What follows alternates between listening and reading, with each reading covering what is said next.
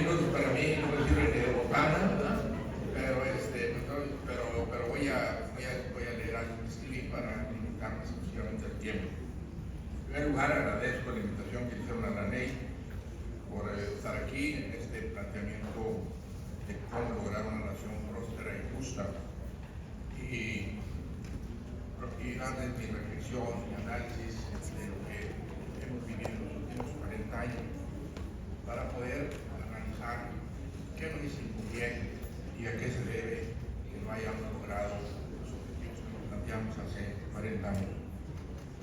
Yo coincido con Carlos Alzado Medellín. México es un país muy poderoso, coincido en su sueño, sé que es realizable, pero no es realizable si no cambiamos lo que hemos hecho, lo que actuamos y lo que pensamos. Yo pienso que la causa raíz del país que tenemos es el escaso e injusto desarrollo económico de las últimas 4 décadas.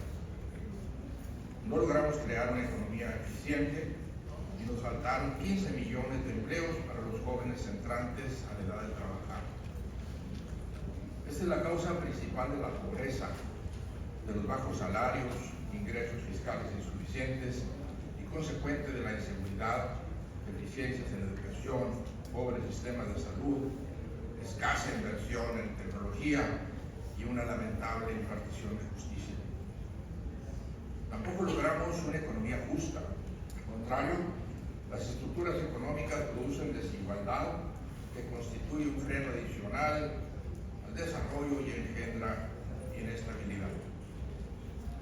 Podemos identificar otras causas y cada quien tiene su menú de preferencias, pero son causas menores o resultantes de la causa raíz mencionada.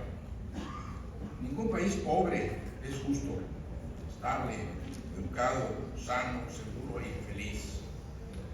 Necesitamos generar esa prosperidad para lograr lo que queremos. Por eso en la NEI queremos un país próspero y justo, donde se pueda lograr el desarrollo personal, familiar y social. Este país se lograría proporcionando trabajo y oportunidades para todos, que se permita a cada uno avanzar según sus posibilidades, protegiendo y apoyando a los débiles e incapacitados. Para lograr este país deseado, es indispensable dejar de pensar y dejar de hacer lo que ha fracasado. Haciendo lo mismo, tendremos los mismos malos resultados e impedirá lograr lo que deseamos y el sueño al que anhelamos. Pero México es un gran país de potencialidad humana, con grandes fortalezas humanas y materiales que pueden apuntalar un crecimiento acelerado. No tenemos mayores obstáculos que los que enfrentaron otros países y lograron despegar. Lo sé por experiencia propia. Nuestra empresa opera en 10 países, tenemos plantas productivas, conozco cómo se opera en esos 10 países, veo la calidad de la nuestra fuerza comparada contra cualquier otro país, no le pide nada nuestra capacidad de técnicos, de ingenieros y de obreros a ningún otro país del mundo, ni de los en desarrollo asiáticos, ni de los avanzados como Alemania, Polonia o Estados Unidos. Sin embargo, debemos desterrar las ideas zombies, ideas muertas que todavía permanecen activas y que muchos promovemos, apoyamos y estamos anclados. Los principios indispensables para lograr un desarrollo económico acelerado y justo desde el punto de vista de la NEI son los siguientes. Primero, asegurar plena competencia económica interna, eliminando las prácticas oligopólicas. Una economía de cuates o estatizada nunca logrará el crecimiento que requerimos. Nuestras grandes empresas oligopólicas seguirán siendo ricas en un país pobre, pero pobres globalmente, y permanecerán locales y dependientes de privilegios y del poder político. Pactar precios, listas exclusivas de clientes, limitación de ofertas y protección arancelaria indebidas deben constituirse como un delito grave, así como en Europa y Estados Unidos. Debe modificarse la Ley Federal de Competencia Económica para dotarla de dientes a la COFECE y evaluar rigurosamente el desempeño de este organismo que hasta ahorita ha sido completamente ineficaz. Y es eficaz porque nació precisamente diseñado por las mismas empresas oligopólicas para que no tuviera efectividad. A su vez, el gobierno debe dar ejemplo operando las empresas estatales con eficiencia, transparencia y sin abusar de su poder político y de mercado. Esas empresas deben independizarse del mundo burocrático y manejarse con sanas prácticas administrativas por ejecutivos capaces y experimentados. Podrá parecer un sueño, pero China lo ha hecho otras naciones, en donde separan de los vaivenes políticos empresas tan complejas que se puede uno tardar 15, 20 años en entenderlas, y aquí Pemex cambia de director general cada 2 años. Es imposible manejar una empresa así. Segundo, sin financiamiento suficiente y competitivo no habrá crecimiento adecuado y equilibrado. Debemos duplicar o triplicar el tamaño del sistema financiero mexicano, actualmente cerca del 30-32% del PIB, cuando en Chile es 58%, Estados Unidos es 100%. Tenemos un sistema financiero mexicano minúsculo, pero muy rentable. Es un sistema plagado de ineficiencias y protegido. Para que ofrezca financiamiento suficiente y competitivo a los emprendedores y a los productores medianos y pequeños, es necesario ese crecimiento. Para lograrlo, debemos de exigir al Banco de México que cumpla con esa obligación básica. Es una obligación directa, estatutaria del Banco de México que ha incumplido y que no tiene la menor intención de cumplir, porque no está haciendo absolutamente nada durante los últimos 30 o 40 años para que el sistema bancario mexicano sea competitivo. Banxico, que por cierto nada de muertito en todas estas crisis y todos estos problemas sociales, económicos, de desempleo, de bajos salarios, debe abandonar su posición conservadora que privilegia la seguridad sobre la eficiencia y promover un crecimiento constante, armónico, competitivo y suficiente del sistema financiero. Ya es común ver que los bancos mexicanos, propiedades extranjeros, los nacionales, ganan 3 o 4 veces más que sus matrices, prestando 3 o 4 veces menos. Entonces, absolutamente claro, una situación oligopólica que tienen los bancos en México, y nadie, el Banco de México sobre todo, simple y sencillamente mira para otro lado.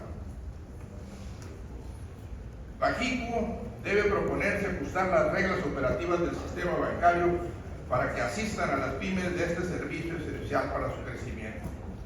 Este es un servicio público indispensable para que la economía crezca y para que haya más igualdad y haya más oportunidades.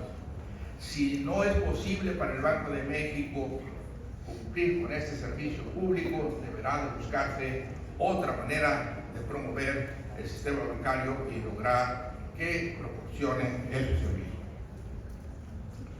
Banxico entonces debe ocuparse de corregir el desequilibrio del sistema consistente en que los bancos se concentren en financiar al gobierno y a las entidades que el gobierno apoya, como los estados. Tercer punto, el desarrollo acelerado requiere de un tipo de cambio subvaluado por los siguientes 30 años. Eso es lo que ha hecho Asia. Y no me explico por qué no hemos copiado lo que ha hecho Asia y seguimos anclados en teorías que hace 30 años son obsoletas ya en las mismas universidades de Estados Unidos. Hace 30 o 40 años nuestros tecnócratas estudiaron allá, se machetearon las teorías y no han producido una nueva idea. Quizá por eso se llaman economistas, porque se economizan las ideas en esos 30 años. Ya ni en Estados Unidos ni en las universidades hablan de un tipo de cambio simple y sencillamente dejado a las fuerzas del mercado. Tercero, el desarrollo acelerado requiere un tipo de cambio subvaluado. Eso impulsó a Asia, apoyando su producción nacional frente a las importaciones. Necesitamos hacer ello. La cuasi permanente sobrevaluación cambiaria de las últimas décadas, interrumpidas por crisis cambiarias recurrentes, origina un pesado fardo que no podemos compensar sin mayor inversión. La baja productividad mexicana no se debe a los obreros. Se los puedo asegurar y se los puedo comprobar. No se debe a la falta de educación de los obreros. También se los puedo comprobar. Se debe a la falta de inversión por obrero. Se debe a que el obrero opera con equipos viejos, con equipos obsoletos, que es imposible que pueda producir lo mismo que un obrero quizá inferior calidad, pero con mejores equipos. No podemos compensar la sobrevaluación cambiaria con eficiencia porque al mismo tiempo impide la inversión en equipo nuevo. Eso constituye un freno sustancial a la inversión y al empleo. Algún día lo entenderemos. Algún día nuestros tecnócratas, nuestros políticos irán a Asia y verán lo que han hecho. Se les van a caer los calcetines, ¿verdad?, cuando vean lo que hicieron, ¿verdad?, y que se pregunten cómo lo hicieron. Profesor de economía de gurú de Harvard decía, Danny Rodrik decía, si un marciano viniera y viera Asia y viera a los países latinoamericanos, diría que Asia aplicó todas nuestras teorías económicas y los latinoamericanos no. Y es exactamente al contrario. Banxico puede y debe resolver el dilema que implica mantener altas tasas de interés para combatir la inflación, pero que atrae capitales golondrinos que aumentan artificialmente reservas e inflan el tipo de cambio. El tipo de cambio está inflado simplemente porque aquí en México pagamos 3 veces la tasa de interés que se paga en Estados Unidos. Punto.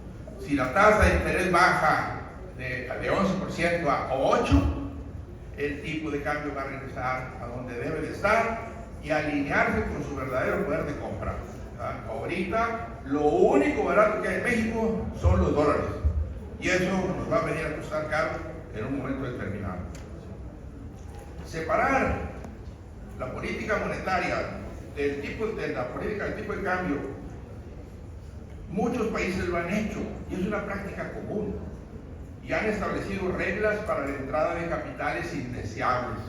No estamos hablando de control de capitales. En China yo no puedo meter dinero, tenemos una planta para invertir en el mercado de valores o en bonos chinos porque eso está prohibido. Y aquí entra el dinero golondrino como si fuera verdaderamente útil y es una cosa completamente inútil que no se puede hacer, es una deuda a la vista, no se puede invertir y lo único que hace es que perdamos una cantidad de cerca de 12,000 millones de dólares al año en intereses. No es posible mantener una política monetaria que frene la inflación o promueva el desarrollo con una cuenta de capitales completamente abierta. Los efectos en el tipo de cambio son devastadores. Un país que tenga una variación del tipo de cambio de un año de 10-12% estaría en ruina. Estados Unidos haciendo eso, que tuviera una diferencia de tipo de cambio contra los países desarrollados de 10 o 12%, sería una revolución completa y cierre masivo de industrias. Y aquí aguantamos por algún motivo que quizás sea más bien la Virgen de Guadalupe o algo así.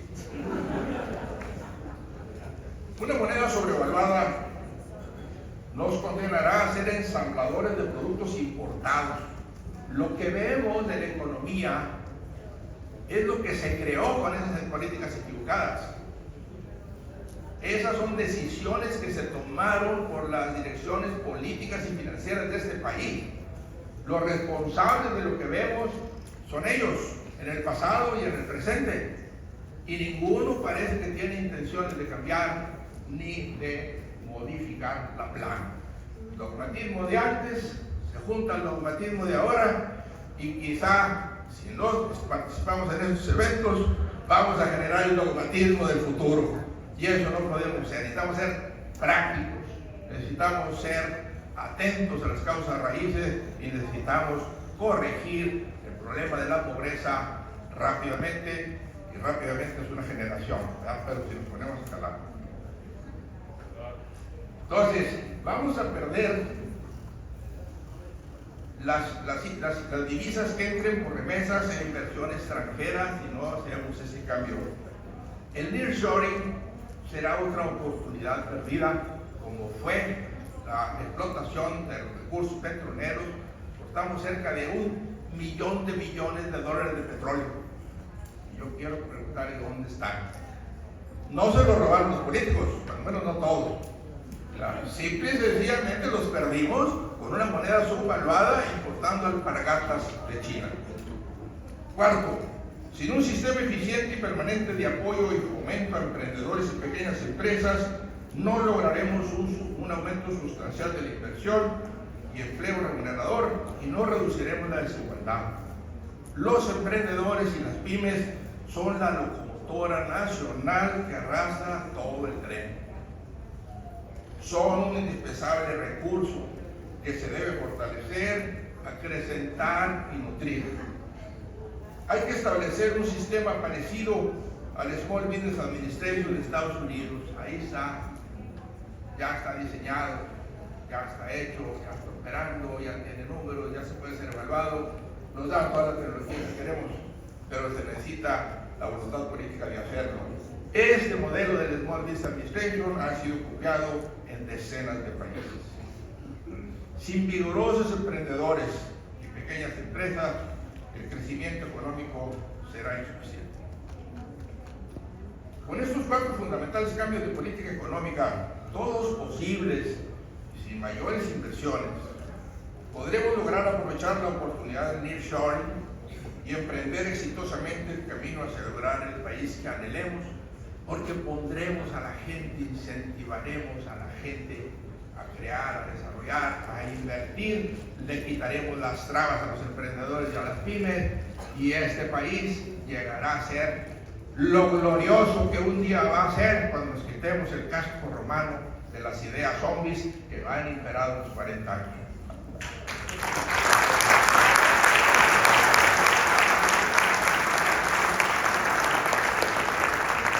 No tengamos miedo a cambiar.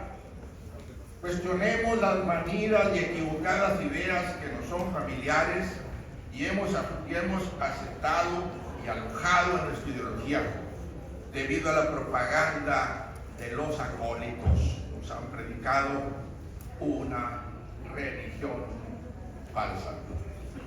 Muchas gracias.